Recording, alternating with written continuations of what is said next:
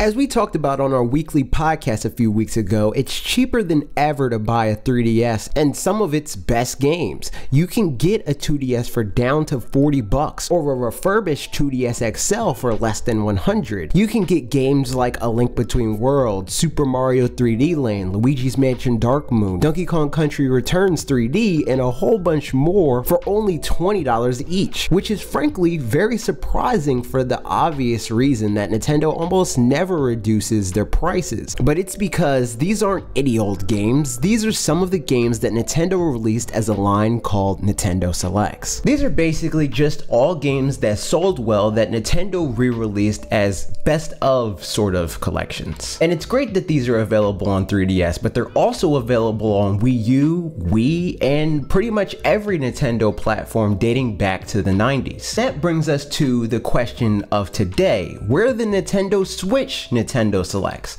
Let's talk about it.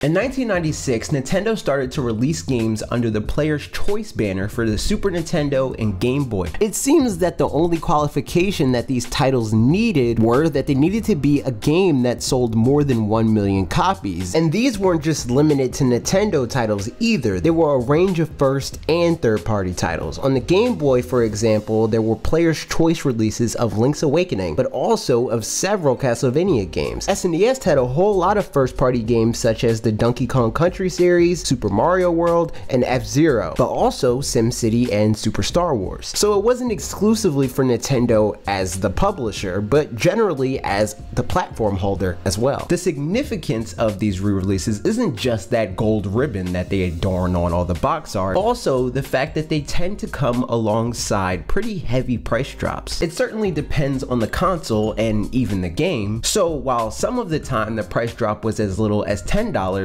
other times it was as much as $30. On the GameCube, which is the platform that got by far the most Player's Choice versions at over 100 different releases, the drop in price was always from $50 to $30, and often even down to just $20.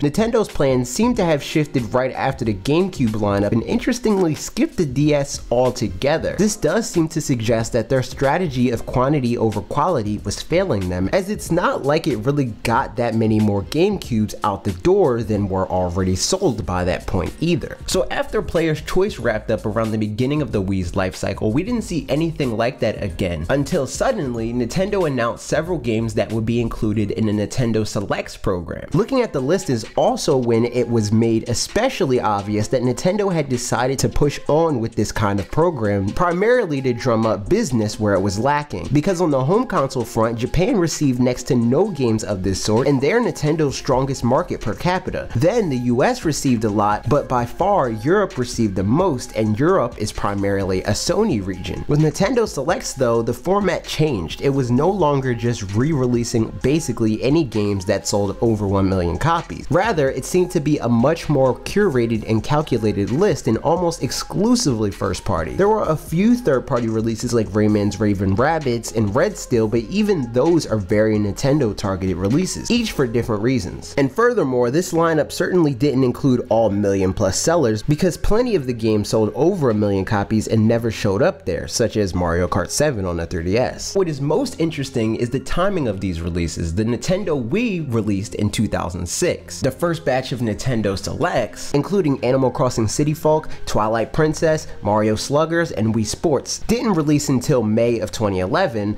almost 5 full years later. The 3DS, which released in 2011, saw the first Nintendo Selects games in early 2016, and the Wii U released in 2012 and got all of its Nintendo Select titles out of the way right before the console was killed for good and replaced by the Switch, all but one title in 2016, still 4 years later. So this does bring us to a bit of a sad realization. We're not even 3 years into Switch's life cycle, and we're not really sure what Nintendo's motivation would be for lowering the prices of their games. We could just take a pretty good guess. It does seem it's either to clear out stock when when their new console releases to bolster some sales numbers while their new console is picking up steam, or to keep numbers up as they wait for a new console to come out. But no matter what, it does seem undeniable that the timing of these releases is inextricably linked with some kind of timing of a new console, benefiting late adopters rather than continuous and current fans. So this means two things for us. Number one, it should be fairly obvious, and we say this about not waiting for a Switch Pro too. If you want it now, just go get it and enjoy it. If Breath of the Wild is $40 cheaper in 3 years, then you just spent $40 over 3 years to get to experience the joy of that game in the present rather than later. The second thing this delay means is that we get to speculate all we want about the topic until it happens, and that's just the kind of thing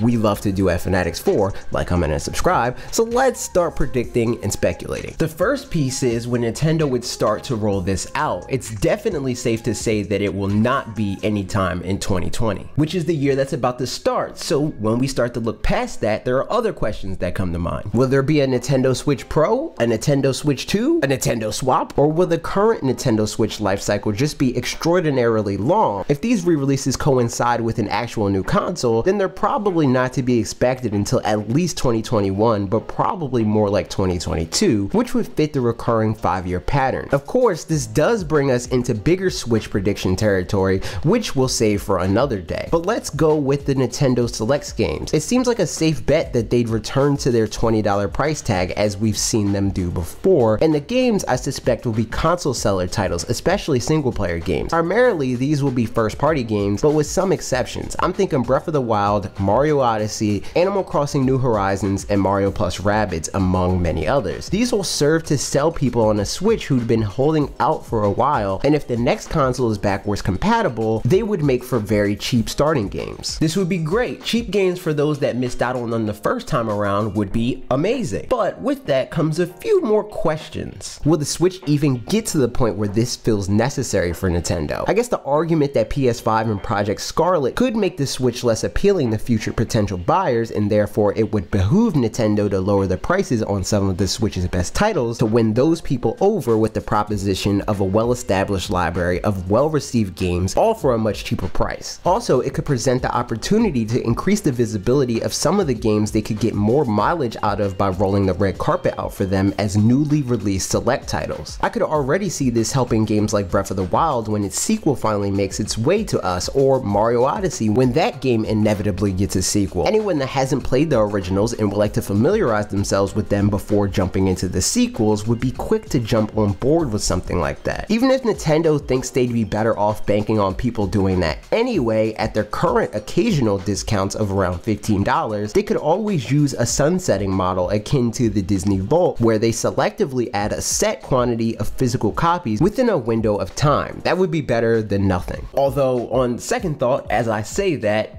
would probably be a scalper's dream come true, so maybe don't do it like that. Assuming that they would be open to doing something like this though, the industry's continued shift to digital should probably play a factor in this. From what I've seen, Nintendo usually has parity in prices with Nintendo Select games on digital and physical storefronts, so I think that trend would continue here and could potentially even be expanded on with things like incentives for Switch Online subscribers that purchase these games, like increased gold coins with the purchase of a select title, or even a discount on the game's DLC when applicable. There's a lot of places they could go if they decide to do it at all. The question is, will they?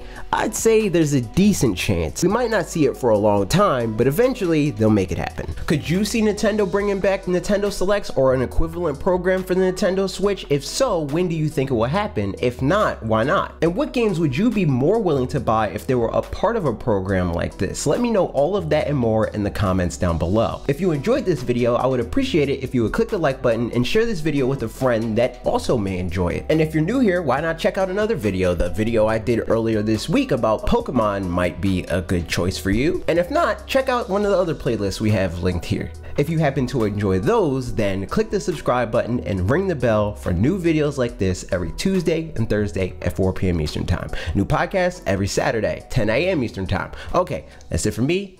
See you next week.